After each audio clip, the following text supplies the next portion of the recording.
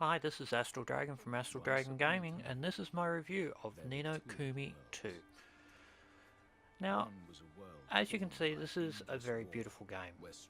It is predominantly a Japanese game because the animation is done by Studio Ghibli. If no one's actually heard of that studio, it's probably because you don't pay attention because you're blown away by their movies. They've done Spirited Away, Howl's Moving Castle, and so many other mind-blowing movies in itself. But the guys that created the Professor Layton games decided, hey, let's join up with these guys and make another beautiful game. And that's what they did. They joined both their talents and produced an RPG game. Now this is the second one that's come along in the series.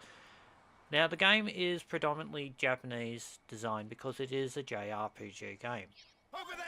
But the overall game itself is very beautiful to look at. It is very anime.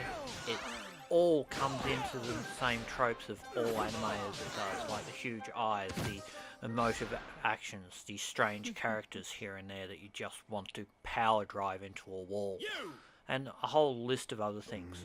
But at the same time, this is a unique game. It is a game that creates its own sort of genre in its own right, because instead of relying on the massive, great, sort of super fantastic RPG engine and this massive sort of graphical prowess and everything, no, they've gone down and they've decided to make it into a full-on, this is a cartoon, and you can see it the whole way through. And that is what No Kumi's real appeal is this entire world that feels real, and it's in the uncanny valley sort of design where there are real things but there's not real things, like half-breed mouse cum people or cat people and all sorts of other things, all living in the same world as humans and everything. The various things in this game as a whole, as I go through, are very bizarre, because this game is not only just an RPG, it is a whole scope of JRPG tropes. They're all crammed into one, and at the same time makes the entire game very unique. It's not like a lot of the JRPGs that were ever made, because we're talking a lot of powerhouses here, but this is not the same. This whole game, it is designed as a different thing. Like you look here, where you've got the character that's mainly there, and it's animation, and then it will jump and change into actual action and fighting, which is really the biggest thing about this game, where it will move from one thing to another, and the entire thing is all cyclical, where it moves from one place to another, and that is where I love this game so much. It is so real. You won't get away! You! There they are!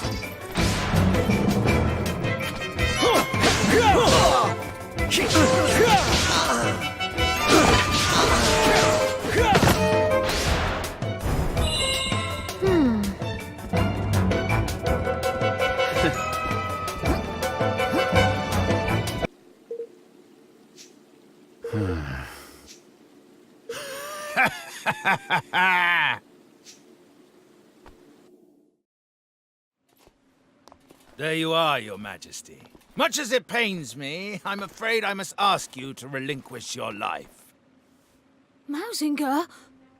It is terribly unfortunate, I concede, but your illustrious line ends here, today! There is nowhere to run. Come quietly, and you shall not suffer long. I'll hold him off for as long as I can. Get out of here. Go, now. But, Nella... Just go. You are the kingdom's last hope, Evan. You cannot die here.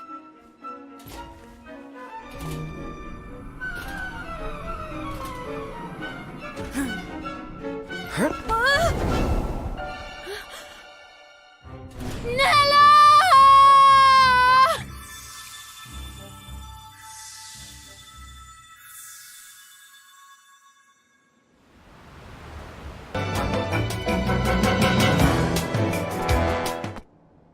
Huh.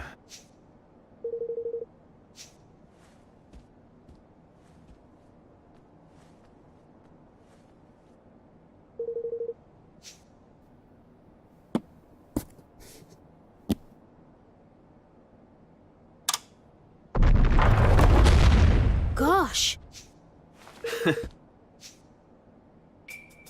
Now,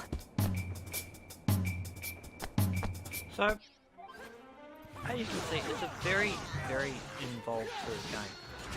The combat style is action, and the actual controls for it are quite smooth. Like, it would not go far for a third-person action game sort of controls. Like, there are various spells and skills and other sort of rolls and jumps and all sorts of different things you can do in the entire combat system, which is really quite good, and it's very engaging. Even though you're usually in a team of 3 people, you're only ever controlling one, and the whole time it feels very fluid to move from one action to another, to avoid one character, to save another character. You can jump into a menu system, heal your characters up, and later on you get these things called higgles, which give you sort of magical bonus structures and all sorts of other things.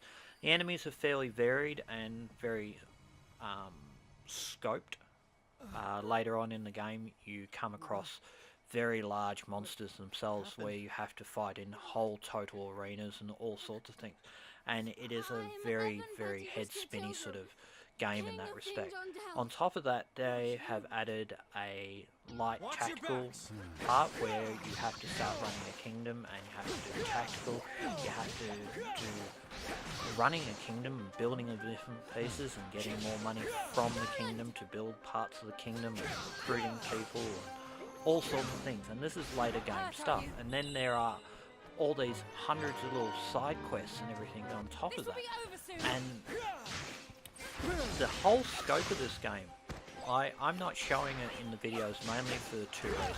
One, you don't need to see much more than what is actually here to show you how beautiful the game is.